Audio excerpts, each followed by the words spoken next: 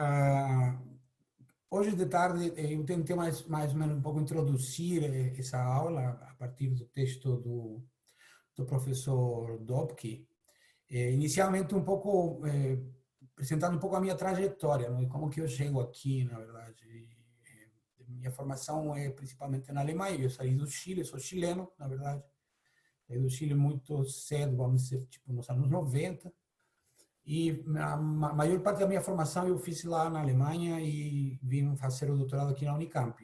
E por essas coisas da vida, trabalhando principalmente com migração e conflito social, comecei a trabalhar sobre as perspectivas africanas, partindo de um grupo de trabalhadores moçambicanos que, durante o período da RDA, da República Democrática Alemã, eles foram a trabalhar nas fábricas no intuito de se formarem como operários qualificados para logo, no projeto levantado pela Frente de Libertação de Moçambique, ao voltar, eles pudessem ser inseridos nas fábricas, indústrias que estavam sendo pensadas dentro do projeto desenvolvimentista da Frelimo.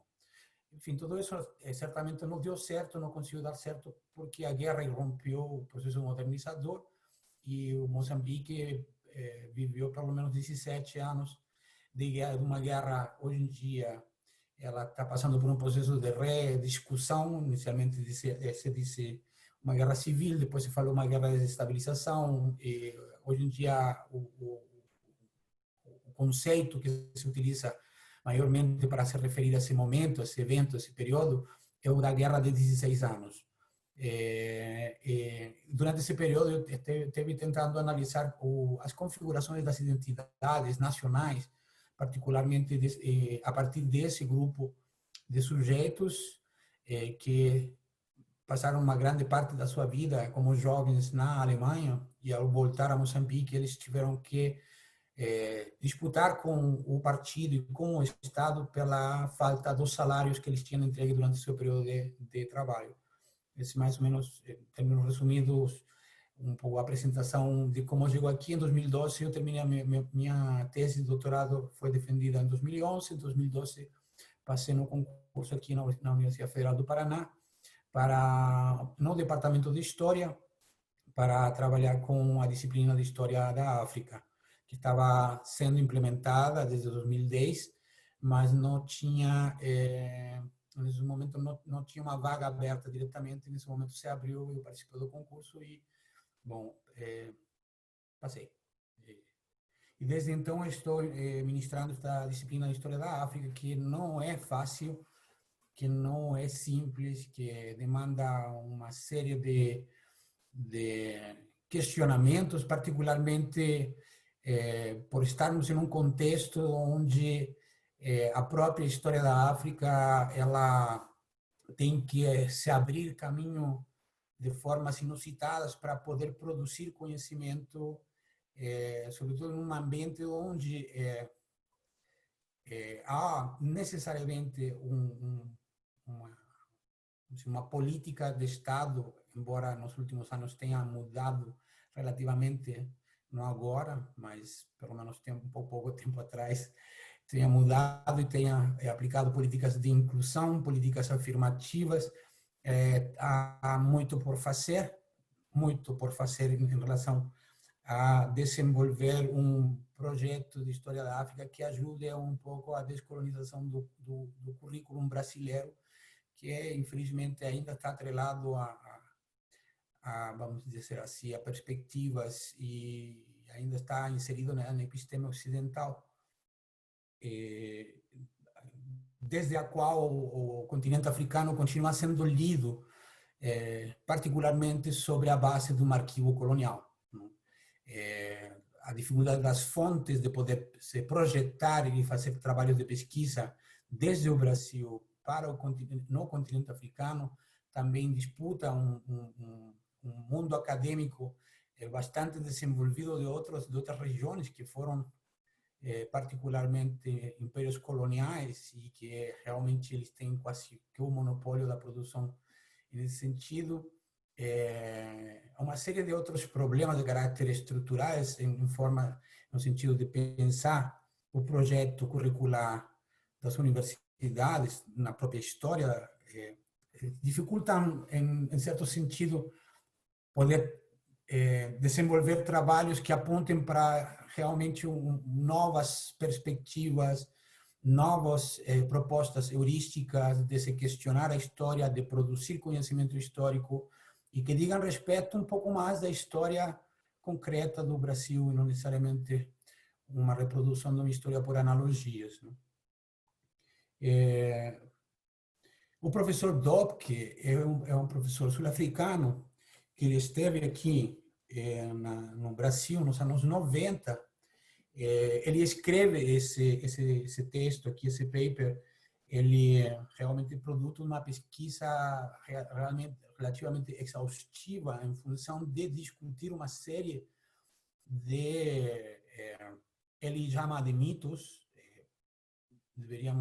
Seria interessante logo pensar sobre essa perspectiva da nomeação como mitos, mas de alguma maneira alguns argumentos construídos sobre a imagem de essa África pós-colonial perpassada por períodos pré e coloniais, e em função de entender um pouco a pouca agencialidade, por dizer de uma maneira, a pouca agencialidade dedicada, ou a dedicação a essa agencialidade africana, que felizmente eu poderia dizer nesses últimos anos, nos últimos 10 anos, e graças exatamente à introdução da lei que introduz a obrigatoriedade de estudar a história e cultura afro-brasileira e africana, a produção tem aumentado bastante e, sobretudo, a tradução de muitos trabalhos que por muito tempo ficaram nas outras línguas imperiais e não foram traduzidas aqui.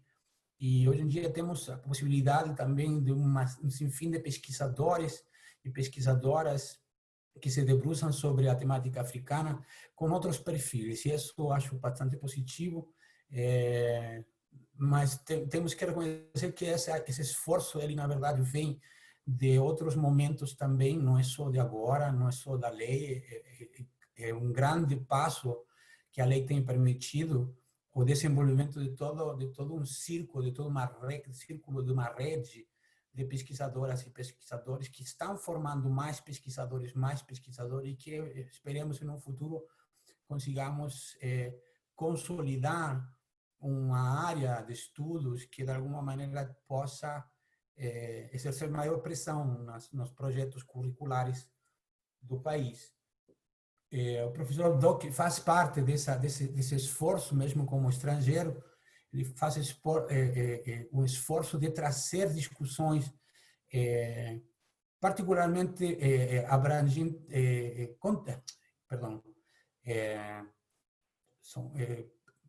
agora a palavra me fugiu, mas são problemas que nos atingem na atualidade, apesar de que estamos no século XXI, continuam sendo reproduzidas uma série de estereótipos e basicamente uma tendência a mostrar o continente, quer ou não, apesar de todos os esforços realizados desde os processos de descolonização, desde as independências propriamente tal, até o dia de hoje, em um processo de desenvolver as próprias identidades, continua sendo traduzido e definido por esse arquivo colonial que é bastante forte, bastante grande, e ao qual também nós, como pesquisadores, como pesquisadoras, temos que nos confrontar para fazer novas leituras, porque é muito difícil para estudantes da pós-graduação, nem da graduação, poder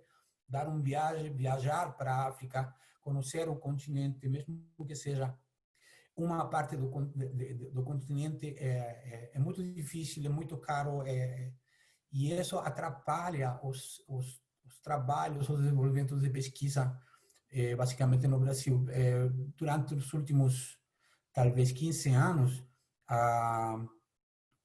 houve um certo investimento que valeu a pena, que serviu, mas hoje em dia estamos passando por um processo de desmonte muito grande, e isso também para os estudos das ciências humanas a nível geral e particularmente nas áreas ou sub-áreas específicas, está sendo muito sentido a falta desse financiamento para poder desenvolver pesquisas que ajudem a renovar o nosso acervo, que ajudem a renovar nossas perspectivas heurísticas. Então, quando a Patrícia me convidou a participar dessa aula, a ideia era um pouco tentar desmontar um aspecto específico, porque com certeza vocês vão discutir outras questões, não? E particularmente nesse momento a gente vai tentar discutir a produção de fronteiras e de como essa produção de fronteiras no continente africano está perpassada por uma leitura engessada no sentido de não dar autonomia tanto à definição territorial, à percepção territorial, quanto às novas possibilidades de produção do território, simplesmente por estar condicionadas aos aspectos da colonização. O professor, eu vou inicialmente fazer uma pequena amostra de alguns mapas, porque eu acho muito importante a gente ter uma certa visualidade, se aproximar tanto através das imagens a pequenos imaginários, para nós termos uma ideia de quando estamos falando de espacialidade, estamos falando de objetos concretos e, ao mesmo tempo, de projetos ficcionais, muitas vezes, que mostram e que nos obrigam a pensar. Né? No caso do continente africano, ele não nasce com a colonização. Ele perpassa a colonização. É um momento da história africana. A história africana ela tem uma periodização muito maior e tem uma extensão muito maior, e isso, de alguma maneira, o professor Dodke tenta mostrar a partir da discussão em torno às definições cartográficas que a partilha colocou e que, de alguma maneira, significaram a reprodução de uma série de doxas em torno a essa formação de mapas, essa formação de fronteiras. Então, inicialmente, vou mostrar uns slides aqui de uns mapas para você ter uma ideia, e a partir daí vou passar para as propostas brevemente dos 5 mitos que ele tenta desmontar.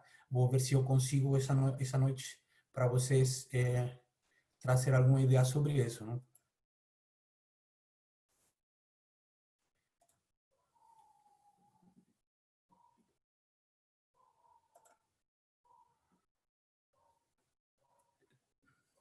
Estão conseguindo ver? Estão conseguindo ver? Alguém que me responda? Não? Sim, professor. Sim. Obrigado, obrigado. Se houver algum problema, por favor, me interrompem e me avisam, tá? Por favor. Então, inicialmente eu queria introduzir com uma pequena provocação. Este aqui é um mapa, um mapa chamado Alkebulan Upside Down, ou seja, de cabeça para baixo, criado por um sueco, Nicolás Sion, no ano de 2002.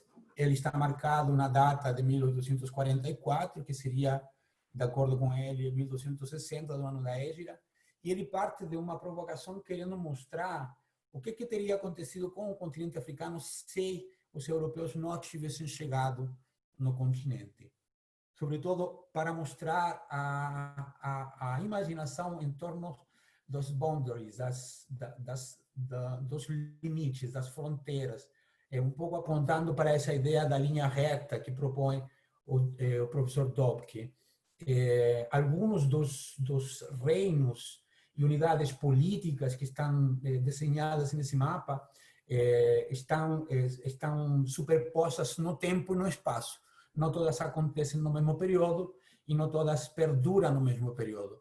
Existe definitivamente como diria o Achille Mbembe, uma territorialidade intermitente, onde espaços são refeitos, são feitos, são destruídos, são refeitos de acordo com as dinâmicas que o comércio, a guerra e a própria mobilidade das sociedades africanas vai determinando. Então, inicialmente, queria mostrar esse mapa para logo iniciar uma pequena tentativa de mostrar a evolução na imaginação dos mapas do mapa do continente, não?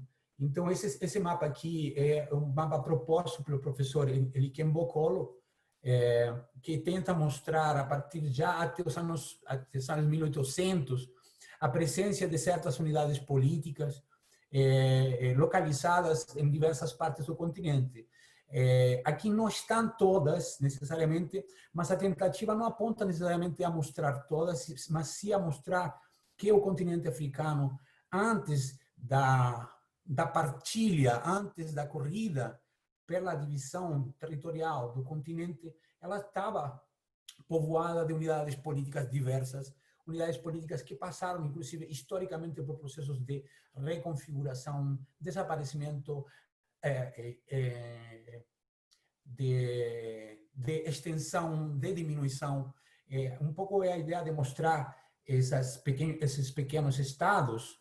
Eu diria estado, não quero me retratar, quero chamar melhor unidades políticas, porque pensar estados, necessariamente vamos discutir essa parte do conceito de estado quase pelo final da minha fala.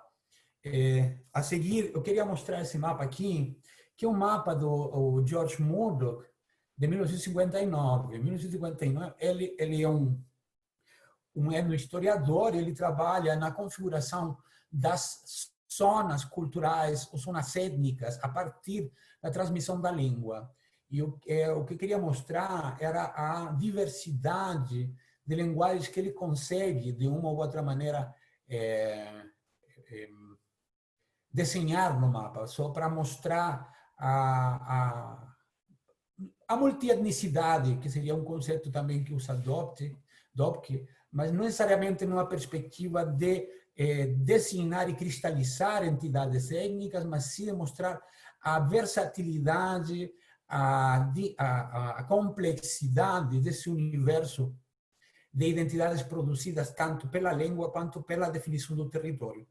Para logo passar a um dos primeiros mapas da África, esse é por volta de 1813, não? E aí nós podemos ver claramente que o apanhado do continente em si, ele não está tão definido. Podemos ver que nas bordas, ou pelo menos nas partes costeiras, há um maior detalhamento de certas regiões, mas em grande parte nós temos uma grande zona não conhecida.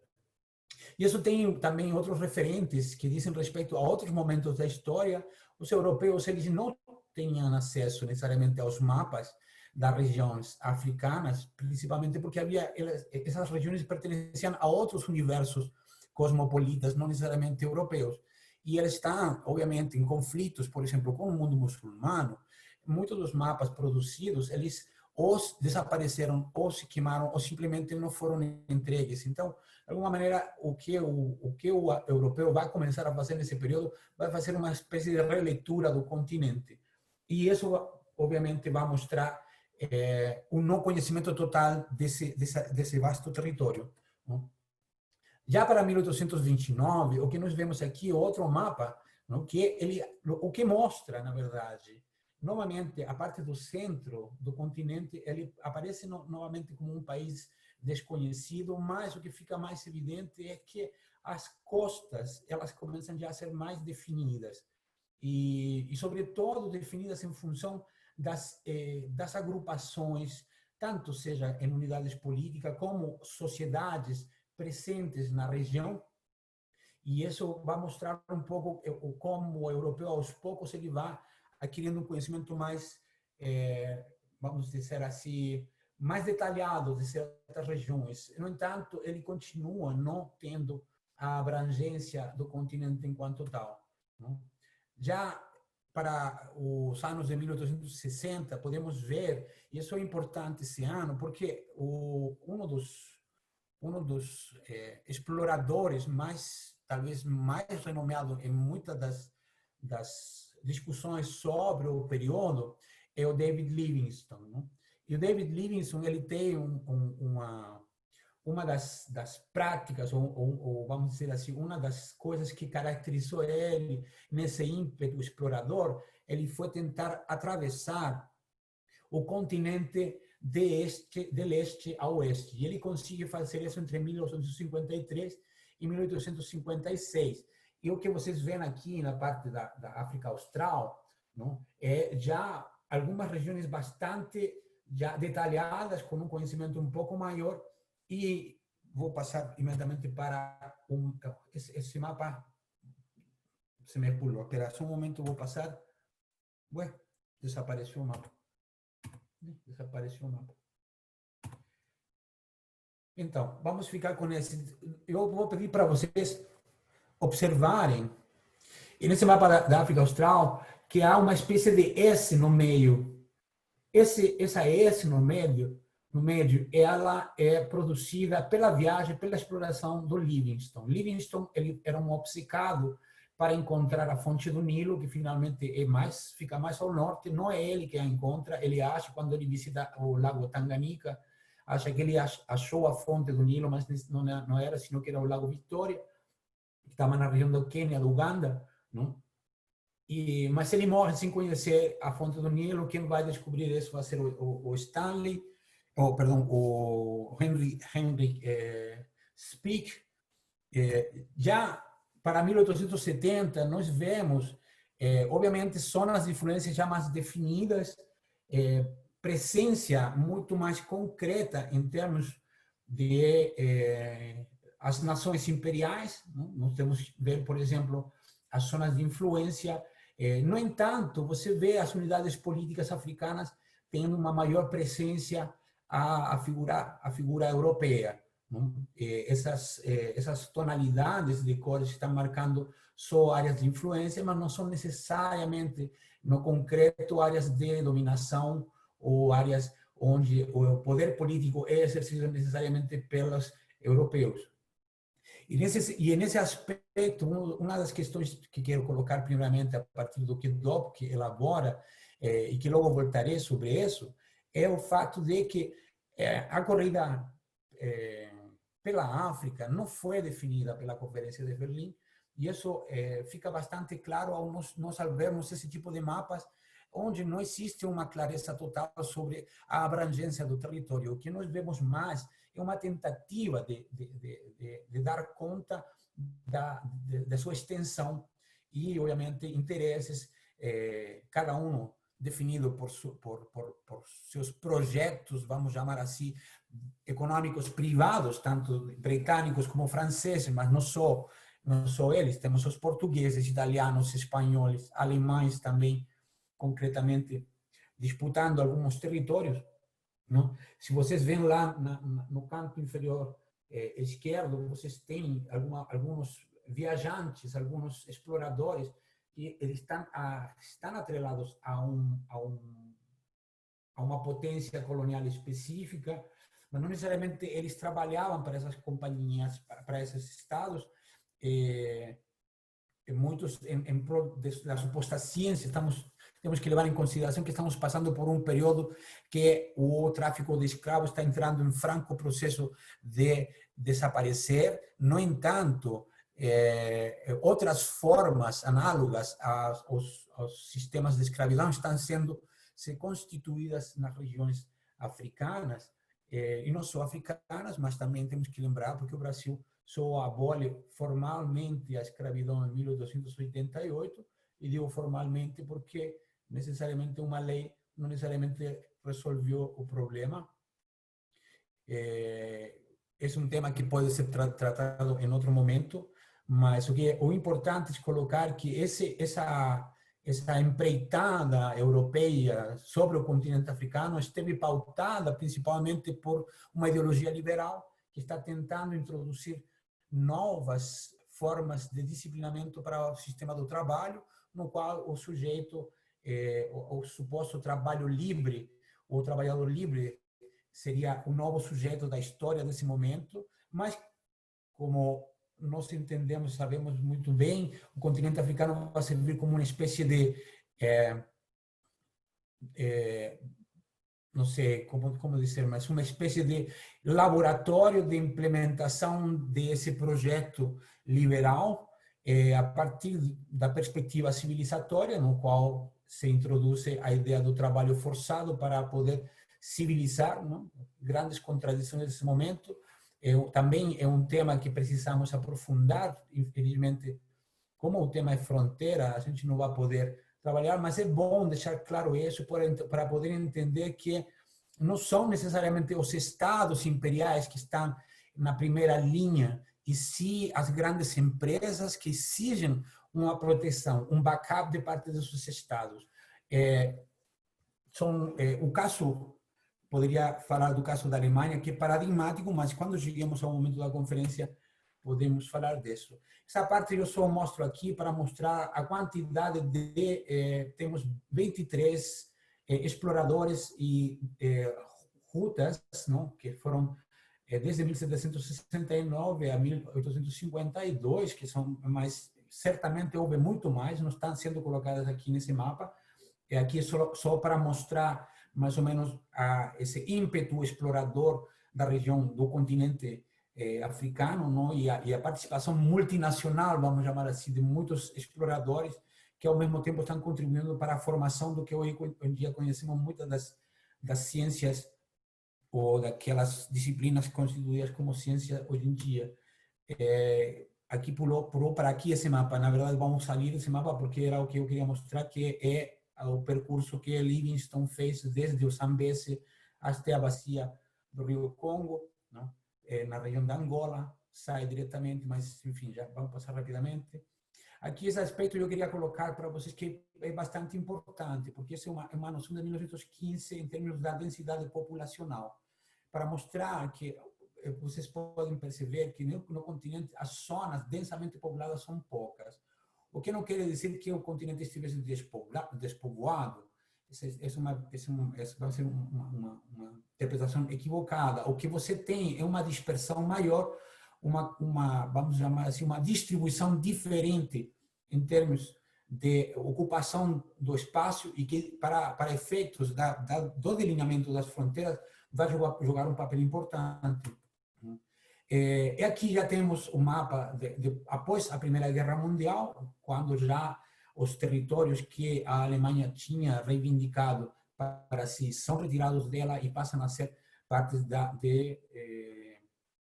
de protetorados e principalmente entregados para a União Sul-Africana, no caso da Sudoeste Asiático, e nesse caso da região de Tanganica, que seriam os territórios maiores, mas tem Camerun e tem o Togo, tem Camarões e o Togo, que seriam regiões que foram tiradas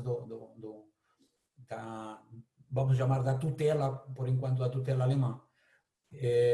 Agora eu queria mostrar rapidamente, e que dizem muito a respeito aos aspectos que o Dobke planteia. Nós temos aqui um documento que fala sobre os regimes políticos de 1985, claramente já um período pós-colonial, e eu utilizo o conceito de pós-colonial agora como um conceito meramente temporal, como uma baliza temporal, porque o conceito pós-colonial em si demanda uma análise maior, uma análise muito mais aprofundada, porque envolve uma série de outras questões de caráter filosófico, políticas, morais, não? E não apenas temporais. Mas eu utilizo o conceito pós como pós de após.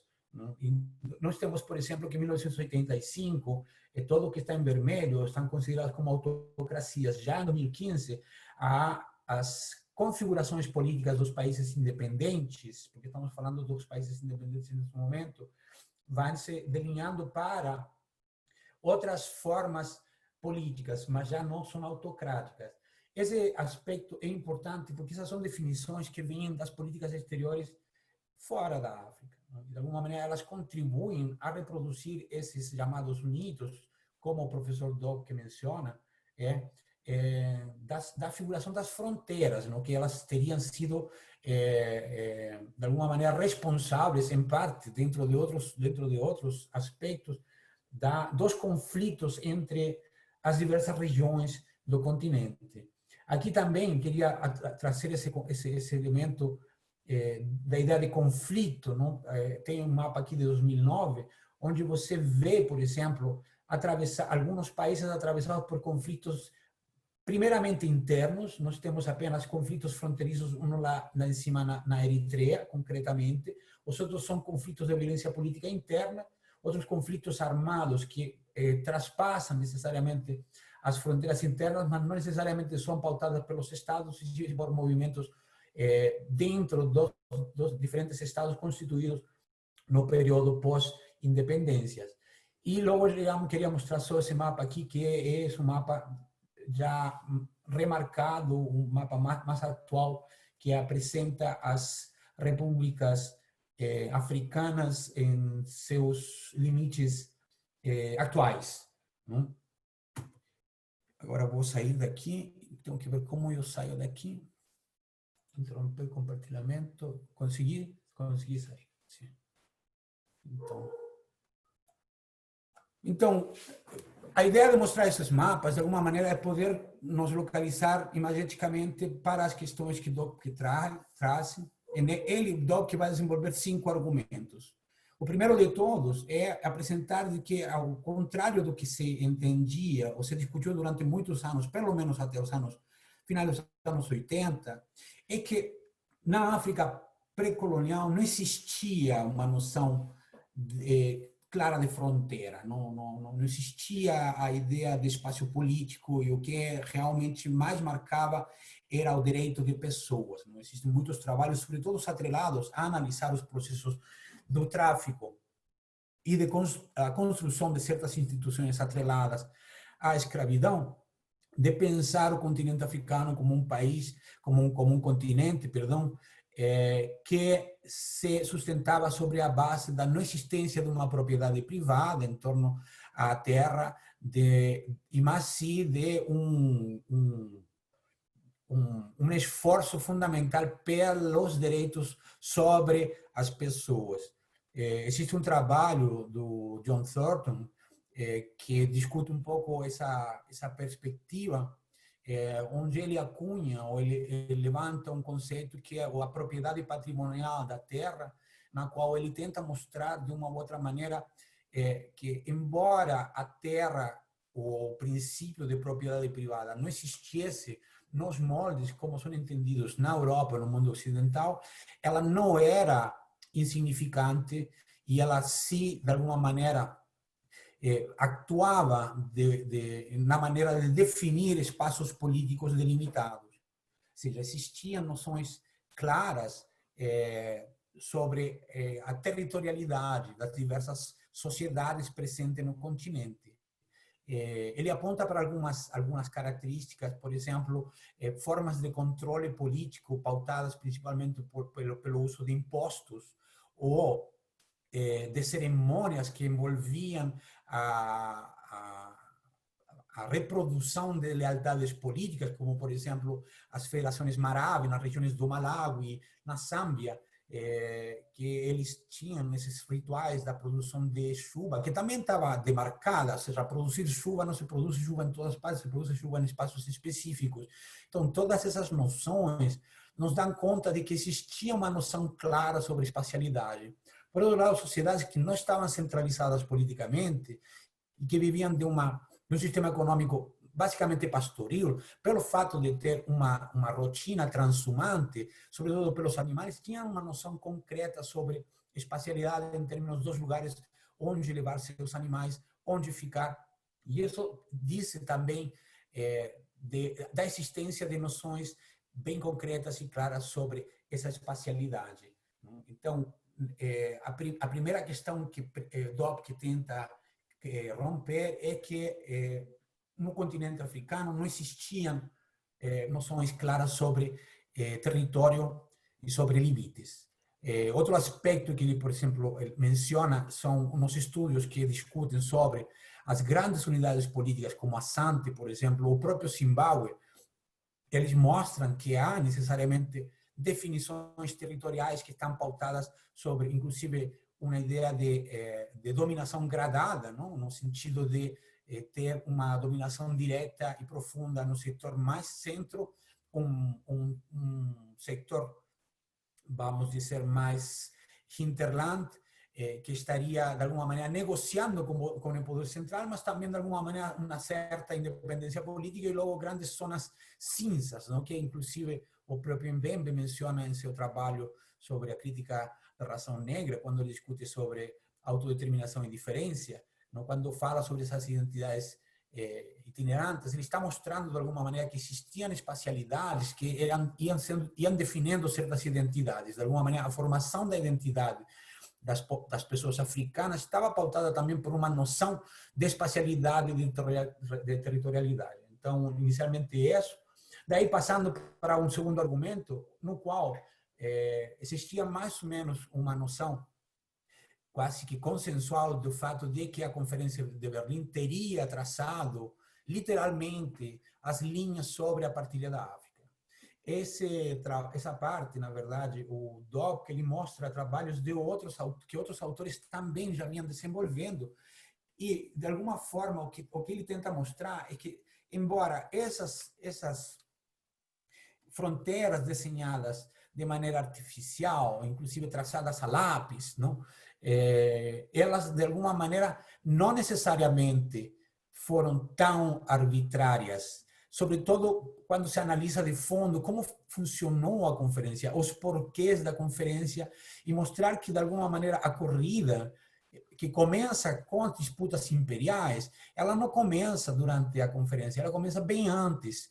E, de alguma maneira, a conferência é uma consequência dessas disputas, sobretudo em um lugar central, que vai ser, talvez, um lugar neurálgico para os interesses de cada uma das potências que estão disputando, particularmente a inglesa, a francesa e a portuguesa. Todos os desenhos imperiais perpassam a região do Congo. E aí aparece um personagem bastante particular e que precisa ser estudado ainda mais, porque ele é um sujeito que tem sido esquecido muito, não? Que é o rei Leopoldo II da Bélgica, que ele vai comprar de alguma maneira um país, vai criar o Estado Livre do Congo e, de alguma maneira, ele vai acelerar os processos de divisão dos territórios e de ocupação específica desses territórios, convocando também a essa conferência. O outro personagem que aparece é o próprio Bismarck, que nesse período os seus interesses estavam atrelados a uma concepção imperial, talvez um pouco mais intra-europeia, mas que aos poucos se vai ver metido em trígoles, nessa discussão, nessa disputa pelos territórios africanos, até porque setores da aristocracia e setores comerciais alemães já têm um pé colocado em regiões da África do Leste e da África do sudoeste asiático, africano, e que, de alguma maneira, inicialmente ele não quer participar disso, mas quando ele percebe que os projetos inicialmente são projetos de caráter privado, são grandes companhias que se constituem para a exploração do território, ele percebe que as arcas do Estado não estão sendo afetadas e ele estava com um grande problema com os social-democratas no parlamento alemão. Então, de alguma maneira, ele accede e se cria essa Conferência de Berlim. A Conferência de Berlim em si, ela não definiu necessariamente a partilha, mas, de alguma maneira, apresentou alguns elementos que permitem pensar exatamente vamos chamar assim, essa limitância que a própria conferência apresenta. Um deles é a discussão, particularmente, que chama a atenção para a cláusula o capítulo número 6, onde aparece a cláusula que envolve a ideia de ocupação efetiva das áreas litorâneas com o seu interior imediato, que seria seu hinterland, que de alguma maneira garantiria os direitos e reivindicações sobre certos territórios, não? O que de alguma maneira entrava em contraposição com alguns projetos necessariamente das outras potências, particularmente a França e a Inglaterra. E isto por quê? Porque existe existem trabalhos que mostram, por exemplo, que em grande medida, a partilha da África não aconteceu no continente africano, e sim aconteceu nos acordos bilaterais dessas potências. É uma espécie de troca de um pedaço de bolo sem o bolo presente, não? E isso é importante mostrar, porque a presença africana em todo esse processo, ela só é possível entendê-la na imediatez da ocupação. E isso digo por quê? Porque é precisamente nessas nessa necessidade dos projetos imperiais, dos próprios estados e das companhias querendo fazer a ocupação e a conquista do território, elas vão se encontrar com um sem fim de resistências. Não? Essas resistências, logicamente, vão obrigar a criar repertórios de poder, tanto de caráter militar, mas também de ordem jurídica, de ordem ideológica, que justificasse exatamente a presença. E isso, de alguma forma, fica evidente em trabalhos como, por exemplo, do Terence Ranger, quando ele discute a ideologia de soberania das sociedades que resistiram à entrada das tropas, em muitos casos, europeias, não? Porque temos que levar em consideração que talvez quem mais investiu em termos de exércitos para ingressar no continente africano foi o Império Britânico, que tinha talvez, como diria um pensador indiano, que seria o Kanawar Panikkar, tinha uma vantagem comparativa por ter dominado a Índia, de alguma forma, e desde aí plantear seus projetos de dominação do mundo colonial. Mas, enfim, essas fronteiras construídas, de uma ou outra maneira, por essa corrida da África, que não foi pautada necessariamente pela conferência, a conferência aparece, de alguma forma, para resolver problemas relativamente pontuais e dar necessariamente essa imagem de boa vontade, de querer civilizar, de querer acabar com o tráfico de escravos, enfim, todas essas contradições produzidas por eles, de alguma maneira, essa conferência vai mostrar. Mas certo é que a disputa geopolítica ela está acontecendo em outro lugar. Obviamente, na demarcação dos territórios que vão ser colocados, ela vai passar por vários processos. Primeiro, a negociação direta com os chefes locais e com os chefes de unidades centralizadas politicamente maiores, não? Que, obviamente, vão a fazer uso exatamente dessa espacialidade prévia para definir fronteiras. Não? Logicamente, não tudo ocorre de maneira perfeita, é lógico, muitas das fronteiras atravessaram unidades e áreas culturais e, vamos dizer, de ordem históricas, de sociedades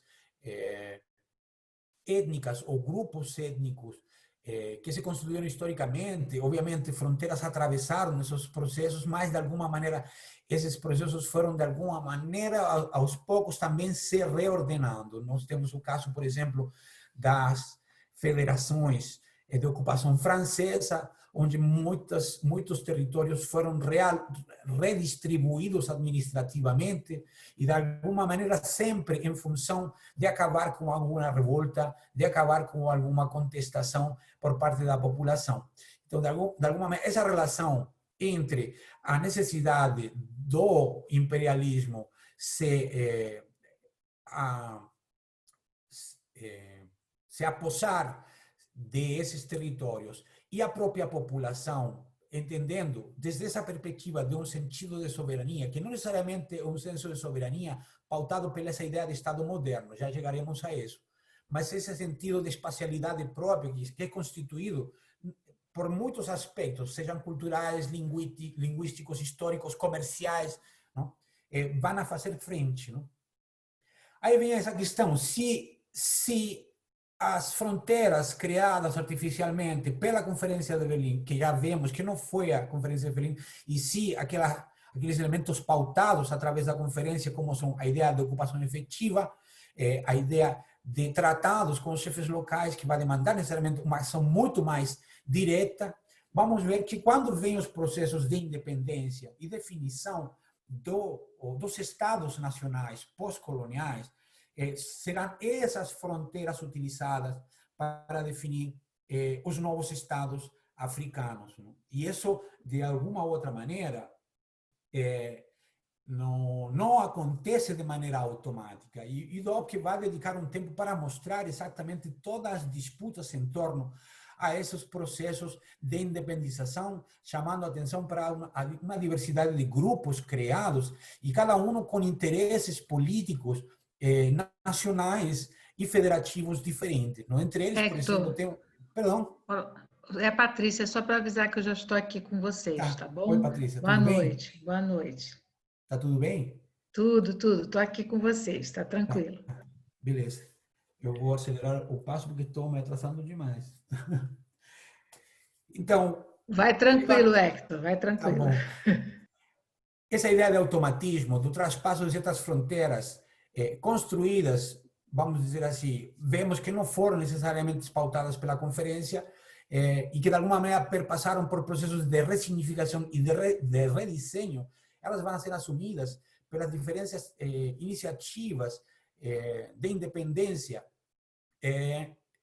mas também vão ser pautadas por uma série de outros elementos, entre eles a própria Guerra Fria, a divisão do mundo entre oeste, este e oeste, a divisão ideológica do mundo e a participação de todo o projeto, inclusive pensado desde a Conferência de Bandung, do no alinhamento, a ideia de um terceiro mundismo, todos esses aspectos estão jogando um papel importante na configuração das iniciativas políticas das elites, em alguns casos, de outros movimentos sindicais, por exemplo, e movimentos armados, em alguns casos, como, por exemplo, a Argélia, não? A disputa e separatismo de Kassanga na região do Congo, por exemplo, outros tipos de disputas que tiveram lugar em regiões como a Somália, por exemplo, não? Ou pressões de uns estados em cima de outros, por exemplo, o caso de Gana, fazendo pressão para algumas regiões vizinhas, não? Todos os aspectos eles tentam mostrar que essa talvez nova delimitação dos territórios nacionais não foi feita de maneira automática e ela passou por uma série de discussões, uma série de disputas que não confrontaram apenas projetos de desenhos territoriais, mas também de desenhos, propostas de nomeação, propostas de desenhos políticos, projetos de desenvolvimento, ideologias, tudo isso estava de alguma maneira pautado na construção dessa nova nação. Dobke chama a atenção para a entrada do panafricanismo no continente africano de uma maneira muito mais decisiva a partir de 1945, vamos dizer, na figura do Kwame Nkrumah, mas de alguma maneira ele vai mostrar que esse movimento panafricanista vai entrar em certas contradições, particularmente quando se trata de entender que a unidade, a Organização da Unidade Africana, ela está apelando para a manutenção de uma certa integração regional. Existiam dentro do projeto panafricanista a ideia de África Unida, dos Estados socialistas africanos, uma série de outras iniciativas de ordem política, econômicas, que apontavam necessariamente para projetos mais panafricanistas, no sentido de unir regiões e não necessariamente pequenos estados autônomos, mas, por outro lado, havia contestação de algumas regiões de colonização diferente, por exemplo, a de Nkrumah, como, por exemplo, as necessariamente relacionadas às colônias francesas, não? E nesse caso o Feboni, que seria o presidente da Costa do Marfim, se torna também um contra-personagem às propostas de Nkrumah. Vemos esses dois sujeitos disputando projetos políticos de reordenação e de rediseño do continente. Por outro lado, você tem outros setores federalistas e que, de alguma maneira, não estavam única e exclusivamente pautados pela definição das territorialidades, que foram assumidas de uma ou outra maneira, mas também por posicionamentos em torno ao que seria a independência do continente africano. Existe um caso, por exemplo, nos Condenados da Terra, por exemplo, tem uma parte onde Fanon critica o posicionamento de Senghor, não? do senhor, do Sédar Senghor, de ter apoiado a política francesa em termos do que foi a luta de libertação da Argélia, de ter apoiado, por exemplo, o posicionamento ocidental em relação ao separatismo de Kassanga, que vai significar também o assassinato de Lumumba posteriormente, ou seja, esses problemas que estavam de alguma maneira chamando a atenção para uma ideia de um novo colonialismo, de um neocolonialismo, estão sendo disputados e, por outro lado, há uma tentativa de manter uma relação de caráter de intercâmbio comercial, que muitas vezes era observada como neocolonial. Outros, de alguma maneira, entendiam que a única maneira de manter uma certa independência era necessariamente manter o contato com a metrópole colonizadora, nesse caso a França, muito particularmente a França. Mas o que vai terminar definitivamente nisso é criar e cair novamente em um projeto de iudice possidetis, não, que não é um evento novo. Nós temos essas definições fronteiriças já acontecem entre Espanha e a França, Espanha e Portugal, no momento da ocupação do continente americano, das próprias constituições dos estados independentes da América Espanhola. Há uma série de elementos que estão sendo colocados aí, que é de alguma maneira, um elemento de direito internacional que vai primar para garantir, em seu momento, a não intromissão. E eu acho que, de alguma maneira, essa Organização da Unidade Africana é o resultado, o corolário de todos esses processos, e nos quais esse princípio do iudice possidetis, mas, ao mesmo tempo, a ideia de não intervenção de um Estado com outro, e, por outro lado, a ideia de apoio em termos de integração regional, comercial e econômica, serão, de uma ou outra maneira, os resultados disso. E logo ele vai para uma das questões que eu acho que precisa ser bastante mais estudada, porque precisamente é por aí, a meu ver, é por aí que a gente pode encontrar novas questões, novas perspectivas heurísticas, novas formas de questionar a história da África. E uma delas é o fato da população, como ela age, como ela atua, como ela trabalha com as fronteiras. Não? No meu trabalho de pesquisa, eu posso perceber realmente que há uma noção de fronteira que ela é muito permeada, que ela é muito dinâmica. Ela pode definir identidades de caráter étnica, nacional. Ela pode garantir, por exemplo, uma mobilidade econômica maior. Não? Ela pode, de alguma maneira, otorgar possibilidades de reconversão econômica em muitos sentidos. Não? E, de alguma maneira, o Dobke chama atenção para isso, porque ele percebe que, quando se fazem os estudos no período colonial, uma das coisas que chama muito atenção, e isso remete também ao aspecto da conferência, é que muitas das fronteiras dos estados coloniais ou das administrações coloniais, elas não tinham como ser controladas. Não existia o poder político suficiente, nem a intencionalidade necessária, não, de poder controlar dessa maneira os territórios. E isso se percebia muito, por exemplo, e aqui cito o caso particularmente dos processos de migração de toda a região da África Austral para as minas da África do Sul, minas de ouro da África do Sul, onde os tratados, inclusive, entre Moçambique e a África do Sul, vão estar baseados sobre um princípio de modus vivendi. E é muito significativo pensar nesse conceito modus vivendi, porque está mostrando que as pessoas, elas transcendem essas definições nacionais.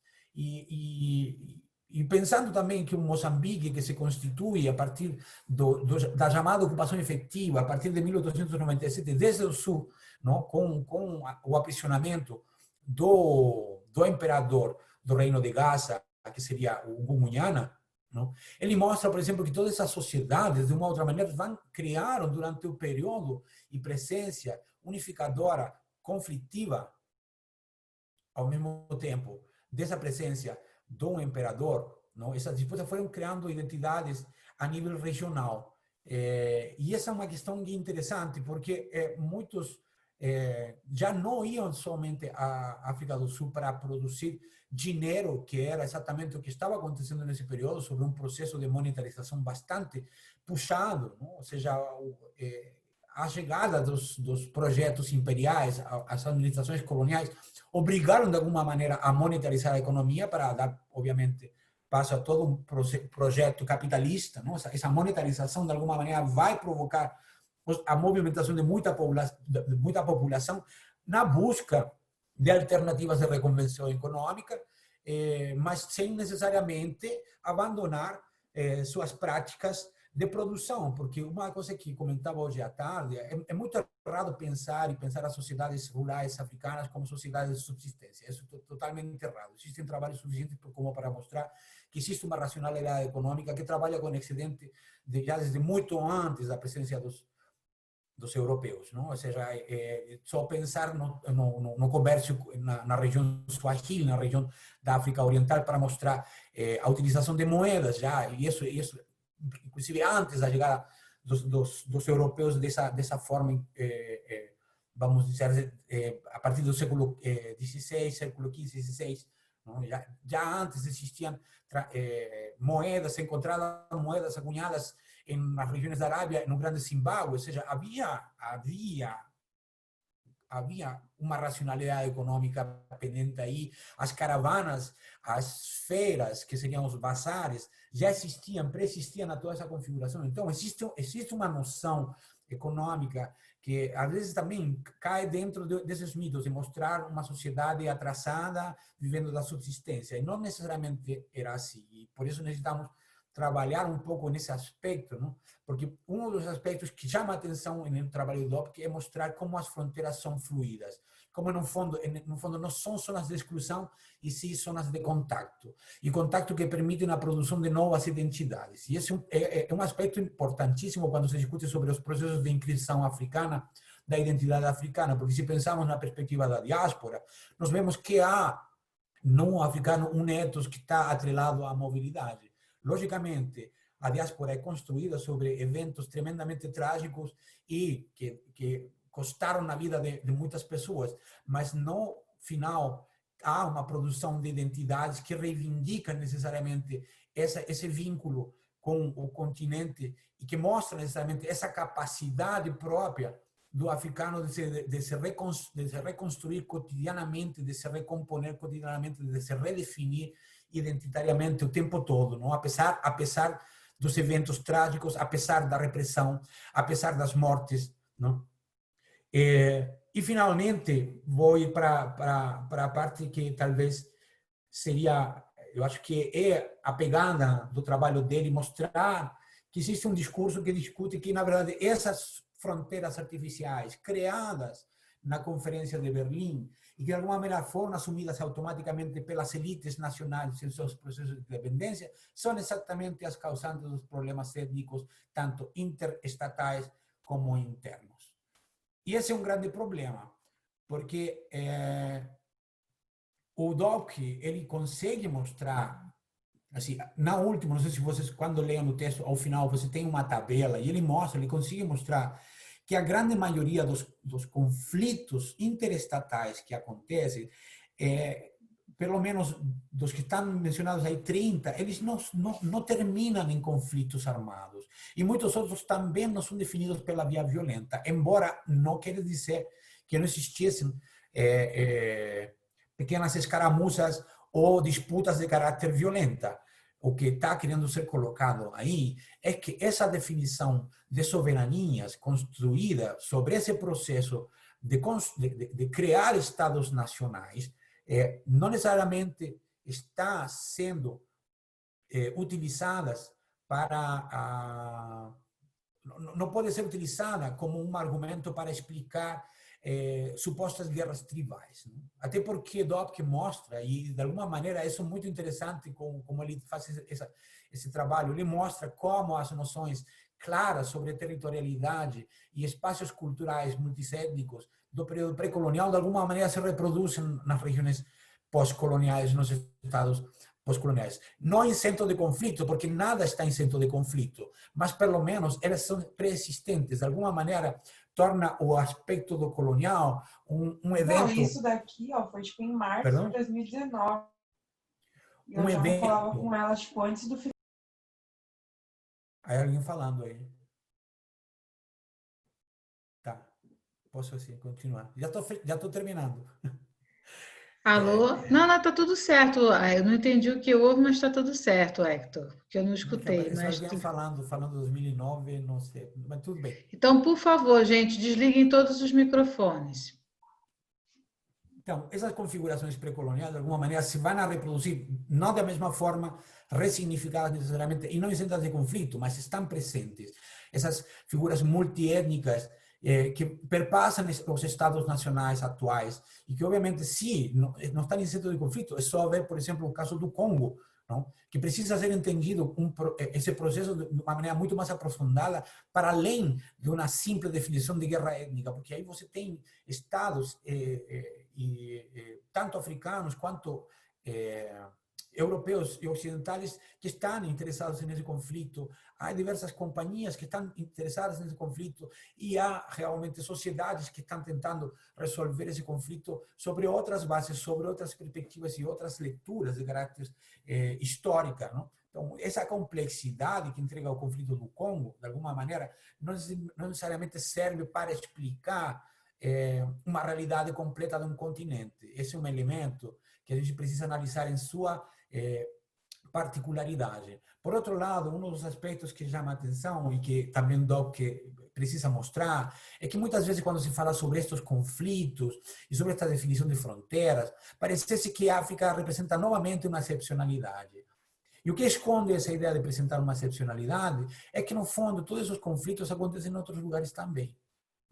E aí, por exemplo, utiliza o caso dos catalães, não? Na Catalunha, na região da Catalunha, dividida pela França e a Espanha. Eu tenho um caso, por exemplo, de um colega, Gabor Bach, que trabalha sobre os processos quando a Iugoslávia desaparece e ele vai trabalhar na Sérvia. Tem um pequeno povoado de camponeses que trabalha lá, a Voivodina, e ele trabalha, e ele está trabalhando, fazendo uma etnografia lá, e ele conversa com um dos produtores, e um diz assim: eu tenho 30 anos aqui, eu já passei por quatro estados e nunca saí daqui, não? Eu tenho 4 nacionalidades e nunca saí daqui. Ou seja, nesse sentido, temos fronteiras que estão colocadas aí, mas que não delimitam necessariamente identidades, ao contrário, elas possibilitam outras identidades. E no caso africano, não é a exceção. O caso africano faz parte de todos os processos. Então, essa ideia de excepcionalizar o continente africano também tem essa pegadinha um pouco de construí-la ela e de reproduzi-la e de mantê-la nesse lugar do arquivo colonial. Então, de alguma forma, esses aspectos são importantes de trazer para a discussão e, de alguma maneira, o DOP consegue, até certo ponto.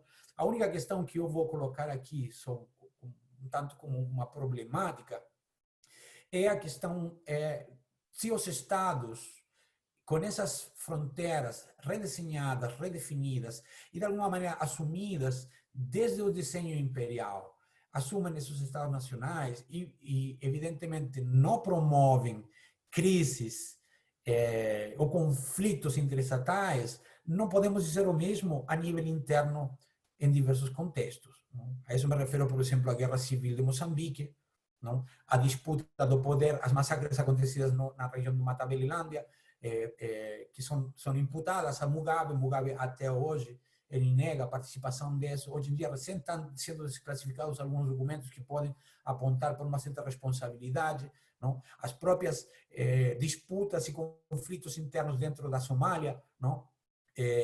A disputa entre a Etiópia e algumas regiões próximas da Eritreia, o próprio Sudão do Sul, não? Que logo se transformou em um estado independente, mas que até aí eram conflitos de alguma maneira de caráter interno, não? Temos o caso de Darfur, não? Há uma série de conflitos que mostram a figura do Estado, esse Estado que supostamente parece ser uma figura racional e bem definida, como vamos chamar assim, como diria Benadas, uma instituição consolidada, parece mais um agente dentro dos conflitos, não? E, de alguma maneira, esconde alguns interesses de certos grupos, seja nestes de caráter religioso, seja nestes de caráter étnico, mas não no sentido cristalizado da etnia, senão mais uma perspectiva histórica de relações mal resolvidas entre diversos grupos, por projetos de poder, por projetos de dominação anteriores. Ou seja, há uma série de questões onde o Estado ele está participando desses conflitos, ele não está mediando, nem está, de alguma maneira, evitando a nível interno. E acho necessário pensarmos isso, porque, de alguma forma, eu dizia hoje à tarde, o continente africano, ele sempre pautado, já haveria que colocar um ponto final a isso, como um continente onde os estados, na maioria dos casos, são falidos, não? Estados falidos, estados fracos, cleptócratas, não? Ou seja, a cleptocracia da Nigéria, por exemplo, não? O estado falido, Somali, enfim, há uma série de conceitos e adjetivações a esse Estado que apela por uma figura de um Estado que nem sequer sabemos se ele funciona realmente, porque se olhamos para as outras configurações políticas ocidental, por exemplo, Estados Unidos, a Inglaterra, a Alemanha, enfim, vamos encontrar uma série de outros conflitos que estão subsumidos nessa figura de controle, não? E nesse caso o Estado já não é necessariamente essa figura tão consolidada, e sim é necessário pensar em como essas margens se vão produzindo ao interior e não para fora. Não? Então, eu acho que fecho com isso e agora ficou aberto para perguntas se houver. Muito obrigado. Obrigado, professor Hector. Eu vou falar aqui algumas perguntas que foram feitas no chat. Eu só queria, desculpa, Hector, entre você e a Samira, rapidinho, fazer uma fala importante, que é a seguinte. O professor Dopke, que é autor desse texto, que o professor Hector fez a apresentação, e de tarde ele fez de uma forma fantástica, e agora à noite também, ele é um professor que fez esse texto num contexto que era muito difícil no Brasil ter boas produções dos estudos africanos em língua portuguesa. Havia materiais muito bons, mas muito antigos. A produção mais atualizada da discussão historiográfica sobre a África ainda era em línguas estrangeiras e a gente não tinha acesso aqui. Então, a época, que também era a época do processo do fim do apartheid na África do Sul, o professor Dopke, que é sul-africano e que era professor de História Contemporânea na UNB, ele tinha a preocupação de fazer um levantamento dos mitos, das crenças que se tinha com relação às questões das fronteiras e debater. O professor Hector ele fez o exercício, né, de trabalhar com vocês uma compreensão mais ampla da problemática das fronteiras, indo muito além do paradigma da Conferência de Berlim, e, ao mesmo tempo, também ele trabalhou o texto e as questões que o Dopke levantou à época. Queria ter feito essa introdução no início, mas hoje os fatos não corroboraram para essa forma, mas estar com vocês aqui é muito importante para mim, estar com vocês, estudantes, é o sentido de todo o nosso trabalho, e a solidariedade de vocês e a presença é fundamental para a nossa vida, para a gente resistir. Vamos estar online na semana que vem, com todos os minicursos, com todas as atividades, e vamos seguir, tá bom? Então, agora eu passo a palavra a Samira. Muito obrigada, professora. Vou começar aqui, então, com a primeira pergunta, que é da Maria. E ela pergunta como a presença do rei Leopoldo no Congo intensifica essa divisão das fronteiras.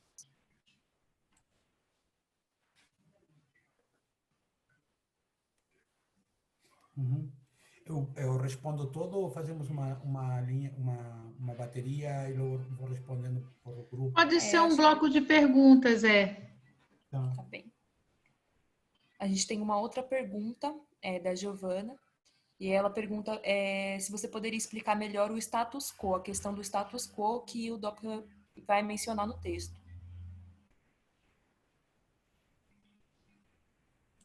Tá. E aí a gente tem mais só duas perguntas que eu acho que a gente pode fazer depois. Tá, então vou responder essas duas aqui. Então, primeiro, pela ordem, não? O rei Leopoldo, fiz um trabalho de um autor que, inclusive, questionamos hoje à tarde, que é o do Henk Wesseling, não? Que é um historiador holandês, que ele já no início ele discute, que ele vai discutir sobre a divisão do continente africano desde a perspectiva dos europeus. Ele já faz dedica um capítulo inteiro a essa figura do rei Leopoldo, mostrando que no fundo, ou seja, vamos dizer, já na fase de consolidação da ideologia liberal, esse rei, ele no fundo sempre quis ter uma colônia, ele como rei, e de fato talvez o Leopoldo é o único rei que possui um território dentro do continente africano. E pode chamar de um Estado. É o único rei que tem um Estado particular para ele próprio, organizado por companhias exploradoras privadas. O rei Leopoldo, na verdade, ele vai insistir, inicialmente ele queria alguma região na região do Sudeste Asiático, se tornou complicado, mas ele insistia que ele queria, ou seja, parecia um menino mimado, não? De que queria uma colônia. Ele tem uma grande disputa a nível interno da Bélgica, porque o parlamento belga ele não tinha muitas intenções de entrar na corrida, precisamente porque isso ia significar um custo altíssimo para as arcas da população e, obviamente, a Europa desse período está passando por uma disputa bastante interessante que às vezes não aparece, que às vezes é escondida, mas estamos vendo a consolidação do sistema industrial com a aparição do proletariado e a disputa de classes. E há uma disputa interna grande. Não? Pensemos em 1248, com a Comuna de Paris, uma série de outras revoltas na Europa, ou seja, há toda uma efervescência no continente europeu, e isso está de alguma maneira apontando, obviamente, para essas aristocracias que estão de alguma maneira sendo cortadas, não? Tem um trabalho também que por outro lado pode ser criticado, que é da Hannah Arendt, que eu gostaria de criticar também, mas não vai ser agora, que ela fala também um pouco dessa disputa da produção ideológica entre o que era a raça e o que era a classe, não? E como a raça serviu para criar uma estranha solidariedade, enfim, entre os setores que estão subindo na burguesia, aristocracia e, obviamente, no caso, os trabalhadores em zonas como, por exemplo, a África do Sul e em outras regiões onde você vai ter colonização efetiva europeia. O que acontece é que Leopoldo ele vai insistir, ele vai ganhar, mas aí ele não só vai ganhar um território, ele vai ganhar o território dentro do continente. Esse território, que é o centro, que é o coração do continente africano, ele de alguma maneira perpassa todos os interesses e projetos coloniais, tanto da França quanto da Inglaterra e de Portugal. Não sei se vocês já ouviram falar do projeto do mapa cor-de-rosa, que é um projeto de, em seu momento, o Portugal pensou que podia plantear e reivindicar uma faixa de terra que fosse desde a região oriental de Moçambique até a região oriental, ocidental na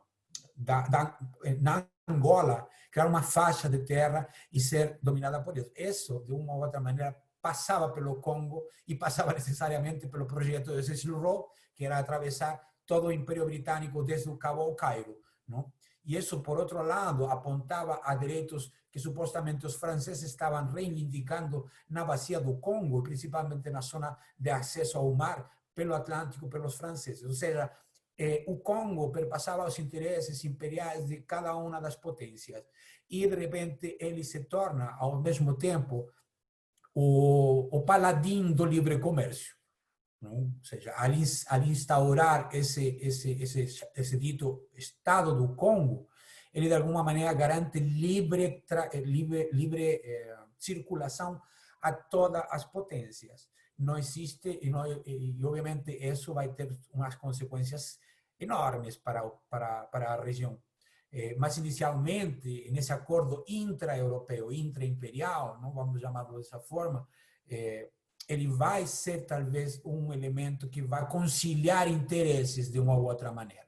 Porque esse conflito finaliza entregando, por um lado, a responsabilidade da administração à França, depois da saída dele, e, por outro lado, os direitos de acesso ao Atlântico a Portugal, deixando todo mundo feliz. Pensemos dessa forma bem irônica. Então, de alguma maneira, sim, o Leopoldo, de qualquer forma, acelera o processo, mas, por outro lado, o facilita, o viabiliza, não? Ao mesmo tempo. Não? Isso visto desde os olhos dos europeus. Não? deixo claro isso, porque definitivamente não é para mostrar esse senhor como uma pessoa que seja uma referência para qualquer coisa. Enquanto a ideia de status quo, a ideia de status quo é o que está estabelecido, é o que se mantém. E, de alguma maneira, esse critério conservador que vai ser utilizado para dirimir e finalizar as disputas internas da configuração dos Estados nacionais pós-coloniais, de alguma maneira vai dar a sensação de que, de uma ou outra maneira, essas fronteiras criadas supostamente pela conferência vão ser assumidas automaticamente. Não? Então, a ideia de status quo, o que quer dizer, nesse sentido, do mesmo modo como o iudice possidetis, são princípios que definem o status quo é o estado da coisa, o estado que está, da maneira como está. Não? E o iudice possidetis é o que eu possuo é meu. No fundo, essas são as definições que poderíamos dizer que vão permitir. E os dois princípios vão apontar única e exclusivamente, não, assim, entre outras coisas, mas importante, de maneira importante, ao princípio de não intromissão, ao princípio de não ingerência nas decisões de um Estado em relação ao outro, ao mesmo tempo permitir essa livre desenvolvimento político que de alguma maneira até os dias de hoje se mantém e que vai ser uma base fundamental na criação da integração regional a partir da Organização da Unidade Africana, que hoje em dia é a União Africana, não? E de alguma maneira essa criação dessa organização talvez seja o corolário de uma série de disputas, não? Como tentei explicar anteriormente, mas que por outro lado vai colocar a pedra angular e vai definir exatamente problemas que, apesar da construção dessa entidade supranacional, continuaram havendo, como foi o caso, por exemplo, das posturas irredencionistas, por exemplo, de Marrocos, de querer recuperar territórios do Saara, e da Argélia, por outro lado, a região do Ogaden, com a Somália, por exemplo, são exemplos, não? Inclusive a própria desistência da região de Kassanga de se independizar, são partes desses esforços criados necessariamente para evitar, primeiro, transformar as fronteiras, trazendo consigo situações insuspeitas, sobretudo para as elites que estavam tentando coordenar, tentando criar um sistema independente, um regime independente, se desvencilhar das relações imperiais, em muitos casos, outros de estabelecer novas regras e novos patamares de discussão. Não? Essas práticas, de alguma maneira, se vão mostrar no momento, no contexto histórico, viáveis. Não? Então, nesse sentido, não sei se eu expliquei, se consegui explicar em que consistiu a ideia do status quo. Não é necessariamente assumir automaticamente as fronteiras colocadas supostamente pela conferência, mas sim, de alguma maneira, não reconfigurar as fronteiras ou pensar em outro tipo de fronteiras. E isso vai ser reforçado pela figura do iudice possidetis. E que vai ser todo isso, de alguma maneira, formalizado com a criação da Organização da Unidade Africana.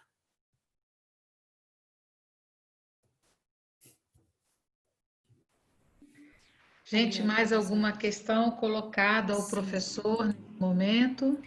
A gente tem uma questão da Maiara. Ela fala que não ficou muito compreensível o porquê do princípio da ocupação efetiva ter se tornado insignificante com o artigo 35 da Conferência de Berlim. Ela pede para que você explique um pouco mais a respeito. Tá. E outra? É uma mesma questão da mesma aluna, da Maiara, sobre o porquê os países europeus eles terem interesse em comum na área do Congo, mas eu acho que isso você já deu, já respondeu, né? Tá.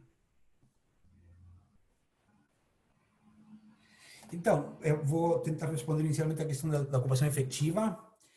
Sobre a questão do Congo, eu acho que hoje em dia a gente teria que se repensar. A próxima é a do Lucas. Perdão. Pergunta: essa atitude dos estados mais conservadores ou reacionários que o autor cita no texto seria por medo de um isolamento comercial por parte das potências imperialistas ou existem outros fatores determinantes? Tá, ok. Eu vou tentar primeiro responder a questão da ocupação efetiva. Sobre a questão do Congo, eu acho que tratei de mostrar que ele perpassava todos os projetos imperiais, mas hoje em dia a gente precisa repensar isso também, porque obviamente o Congo ainda não sai do conflito, desde os anos 60 ele continua num conflito, é a grande terceira guerra mundial, que, como se disse, que está acontecendo no continente, uma guerra silenciosa, mas ela é muito, muito, muito violenta, não? E obviamente por outros tipos de interesses também, basicamente comerciais, mas também há uma série de outras questões. Não podemos... é uma coisa muito importante também, isso digo a todo âmbito, quando a gente quer trabalhar com o continente africano, a gente tem que evitar uma resposta monocausal. Não existe resposta monocausal, até porque é um continente tão dinâmico e tão multifacetado que precisa ser abrangido desde diversos ângulos. E também não é excepcional, porque muitos desses conflitos também podem acontecer em outros lugares e tem que ser analisados sobre diversos ângulos também. Então, nesse sentido, deixo claro isso. Agora, sobre a ocupação efetiva.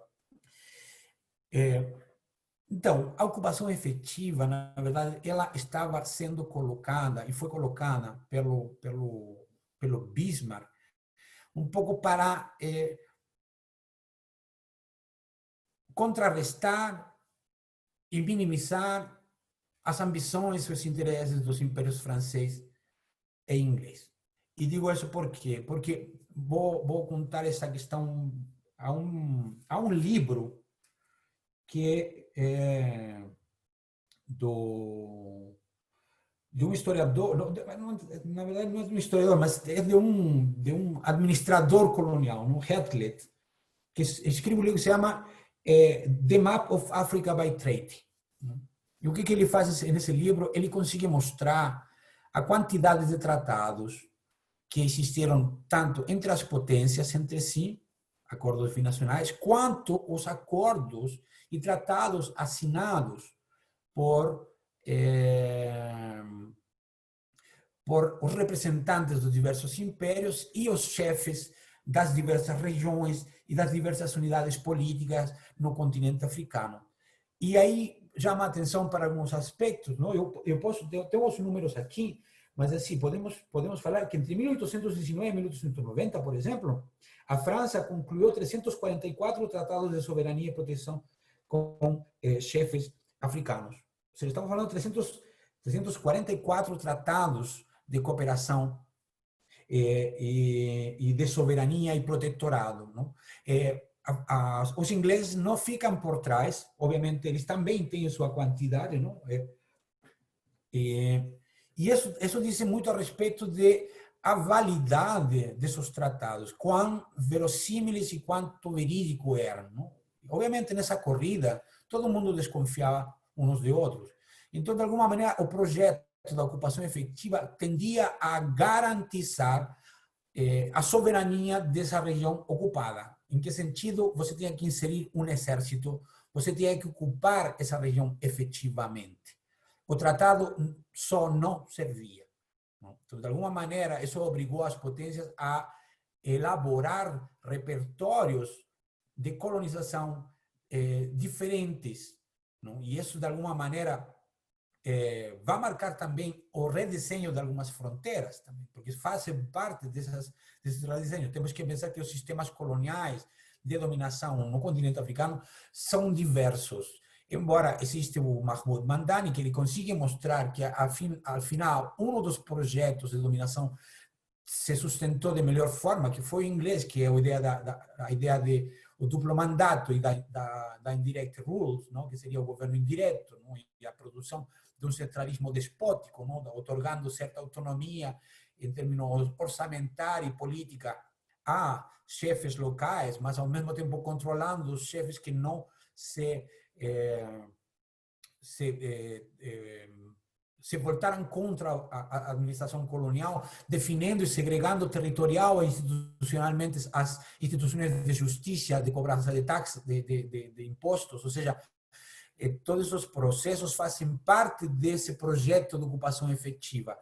Mas aí a questão é que essa questão da ocupação efetiva, no papel ficava bonito, no concreto, ela teve muita resistência.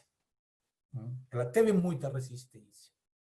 E tanto assim que existem autores que dizem que a ocupação, por exemplo, no caso de Moçambique, a ocupação efetiva, se bem ela começa em 1897 com a prisão de Gungunhana, ela só vai acabar em 1920 quando começam a aparecer as primeiras tentativas de trazer colonos portugueses para a região de Moçambique, não? Que obviamente se vai ampliar nos anos 30 e 40 com a produção do Estado Novo.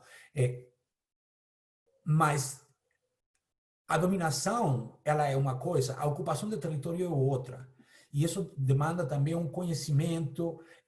Quando o Dobke chama a atenção para a utilização das fronteiras pelas sociedades africanas para interesse próprio, está definindo exatamente isso, a incapacidade das administrações coloniais de abranger o território. O que não quer dizer que estavam diretamente atreladas ao fato de que os ingleses quisessem ocupar. Não, isso vai ser, vamos, de alguma forma, vão a ser acordos que vão ficar definidos fora da África, e dentro da África todos vão ser afetados por esses atos de resistência, por essas respostas da população. E isso significa que, de alguma maneira, o investimento para aplacar qualquer revolta ou qualquer dissidência também tem um impacto na exploração da região. Então, vamos dizer assim, que a ocupação efetiva, embora ela, no papel, ela resolvia o problema dos tratados fajutos, por dizer de uma forma, não? Por outro lado, abria uma série de outros problemas para a ocupação colonial, que aos poucos foi deixando de lado através dos tratados e dos acordos que os próprios estados foram definindo, e que não dizem respeito necessariamente aos novos desenhos que vão ser produzidos posteriormente, não? Já com uma presença consolidada de uma administração colonial, seja inglesa, seja francesa, seja portuguesa. E sobre a questão das decisões dos estados conservadores, então, os projetos, eu acho que é complicado um pouco pensar isso, a fragilidade, mas certamente existia uma fragilidade, ou seja, estamos pensando que o Império inglês cai com a Segunda Guerra Mundial, aparecem dois impérios maiores, ou dois projetos imperiais maiores, como os Estados Unidos e a União Soviética, cada um com um discurso anticolonial, cada um com um projeto anticolonial diferente, e, por outro lado, uma necessidade do continente africano de se desvencilhar das relações coloniais com suas respectivas potências.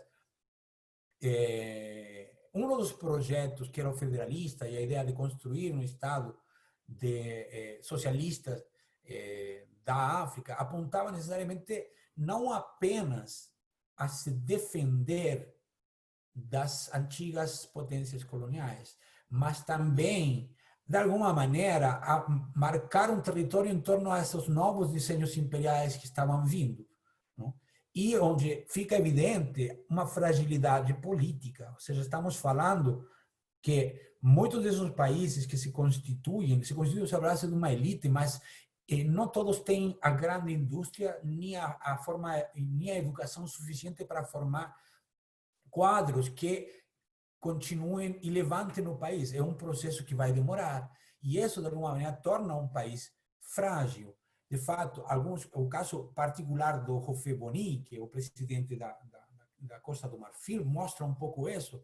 A Costa do Marfim, em relação aos seus vizinhos, ele conseguiu desenvolver um projeto econômico que atrelava a uma cooperativização dos produtos agrícolas, que obviamente entregou um certo erário bastante significativo, mas ele não queria compartilhar no sentido, por isso se coloca contra os projetos federalistas, porque isso significava diminuir essa riqueza para, vamos dizer, a região da Costa do Marfim. Mas, por outro lado, também ele não deixava de negociar com os franceses, porque sabia que se ele se colocasse isoladamente com esse projeto de não querer participar do projeto federalista, não? Logicamente, isso vai impactar um pouco nas relações de poder internas nessas discussões de reconfiguração do continente africano. E, portanto, sempre tinha que ter um aliado ou um backup em algum momento. Agora, pensar fragilidade per se é complicado, porque até os impérios coloniais, depois da Segunda Guerra Mundial, estavam totalmente fragilizados. E também eles criaram políticas de aliança. Não? Então, o que sim pode ser discutido é que, até que nível o conceito de conservadorismo que Dobke utiliza, e aí eu acho que o conceito de conservadorismo de Dobke ele está muito mais atrelado não vamos dizer assim, a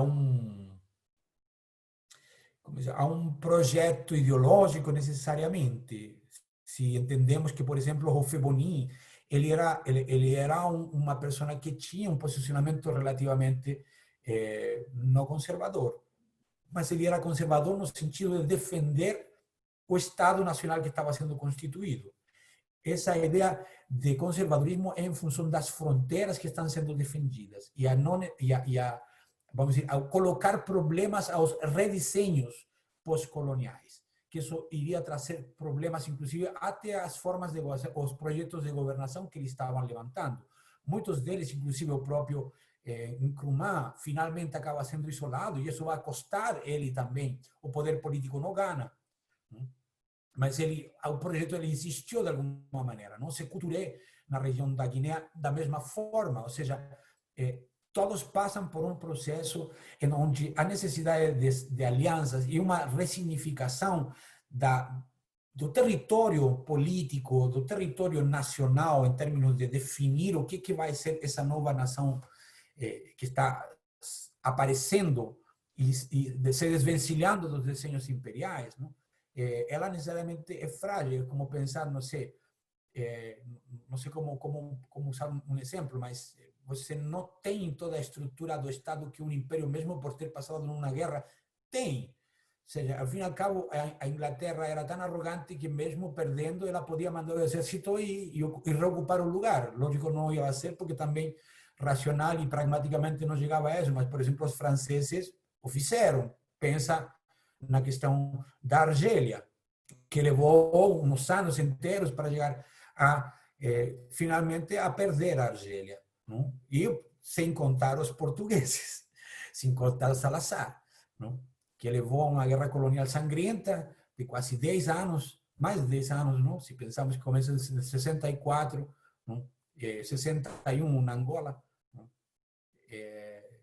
Então, temos que ver que a fragilidade da produção de um projeto nacional libertado necessariamente tem que apontar para alguns aspectos de caráter conservador. E um deles, por exemplo, é a manutenção dessas fronteiras que são, no momento, o que garante uma certa estabilidade política. Não sei se consigo responder às questões. Está me ouvindo? Alô? Tchau. Oi, Hector. Eu agradeço as suas observações. Queria saber se alguns colegas do curso têm mais alguma questão para colocar para o professor Hector. Samira, tem mais alguma questão dos colegas aí para colocar para o professor? No chat não temos mais perguntas. Tá certo. Então, gente, a importância é lembrar essa discussão que a gente está fazendo, né? A respeito das fronteiras, né? Que é um tema que não está fechado até hoje, né, Hector? Quanto mais a gente discute, né, isso, mais a gente percebe a importância das pesquisas regionais, dos diálogos entre áreas, para a gente começar a se aproximar. Né? São várias as histórias, né, em torno dessa temática. Eu estava lembrando hoje no turno da tarde que eu trabalho com uma região, que é o Sudão, que é uma área de disputa de fronteiras que está assim, longe de ser resolvida, Tem várias sobreposições de histórias ali. Ali foi um emirado funge, depois foi uma colônia egípcia, depois é o Sudão mardista, que passa pela Revolução Muçulmana, depois é o Sudão anglo-egípcio, que é um território controlado pelo vice-reinado do Egito, pelo Império Otomano, pela Inglaterra, com presença francesa. Então, assim, e aí você tem a criação dos subdistritos do sul do Sudão, aí você tem a chamada independência do Sudão em 54, e você tem o sul do Sudão reivindicando espaços que foram construídos na administração colonial, acreditando que esses espaços eram de um Sudão anterior àquilo tudo, só que um Sudão anterior àquilo tudo nunca existiu, né? Então, o tempo todo, né, como que essas fronteiras se transformam, se sobrepõem, são campos de disputa. Na próxima aula, a gente vai aprofundar um tema ligado também à questão das fronteiras e das próprias reações à intervenção europeia, que são as chamadas resistências africanas, né? Só para fazer uma pequena propaganda, eu e o Hector estamos para fazer um artigo, né, a respeito da temática, né, um levantamento historiográfico, e assim que ele ficar pronto, a gente vai ter muita alegria de compartilhar com vocês. Queria falar do Hector, que assim, o Hector é um grande colega, um querido amigo, um professor que acredita na universidade pública, extremamente solidário, faz um trabalho belíssimo de História da África na UFPR. É um professor que tem assim um espírito de universidade pública muito grande, e a gente tem muito diálogos, e uma orientanda do Hector me deu uma alegria muito grande de estudar o Sudão, né, e de se aprofundar no tema e está indo além, né, que é a Suelen, né. Então, eu queria deixar um forte abraço para todas e todos. Vocês vão estar recebendo notificações a respeito aí de como vai ser o acesso ao Zoom daqui para frente, só para não ter mais margem para nenhum tipo de problema, tá bom? E, Hector, depois eu preciso te telefonar. Posso telefonar a seguir da aula? Que tem uma coisa para te contar, tá bom? Claro. Do teu trabalho mesmo, aí, da tua apresentação, que eu queria te falar, que eu esqueci de te falar. Tá. Um abraço muito grande para todo mundo e a gente se encontra, então, na terça-feira da semana que vem. Bom descanso aí para todo mundo. Vocês ainda estão no início da semana, né? Vocês ainda vão ter várias aulas. Tá certo. Um beijo muito grande, viu, gente? Tchau. E Hector, vou te ligar. Beijinho. Tchau, tchau.